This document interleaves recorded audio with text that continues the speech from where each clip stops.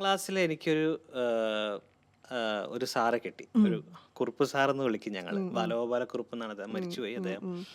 അദ്ദേഹത്തിന്റെ ട്യൂഷൻ ഞങ്ങൾക്ക് കിട്ടി, എനിക്ക് കിട്ടി. ഞങ്ങളെ വീടിന്റെ അടുത്ത് തന്നെയായിരുന്നു അദ്ദേഹം. പക്ഷെ നമ്മൾ വളരെ ലേറ്റ് ആയിട്ടാണ് അദ്ദേഹത്തിന്റെ അടുത്തെത്തുന്നത്.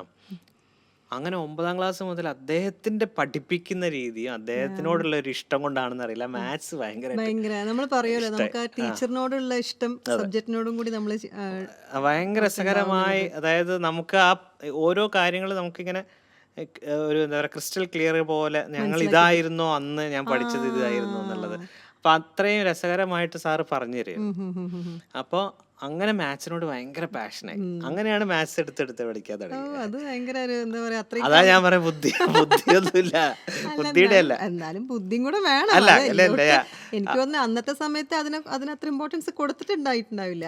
മേ ബി ഇല്ല, നമ്മൾ ആ പഠിക്കുന്ന സമയത്ത് ഓൾറെഡി മാത്സ് എന്ന് പറയുമ്പോൾ, ഇപ്പം മീനാക്ഷിയും പറഞ്ഞല്ലോ, മാത്സ് എന്ന് പറയുന്നത് ഒരു ടഫസ്റ്റ് ടഫസ്റ്റ് ആണ്. ആണെന്നുള്ള ഒരു തോന്നലാണല്ലോ പലർക്കും. അത് തന്നെയായിരുന്നു 9ാം ക്ലാസ് വരെ എനിക്ക്.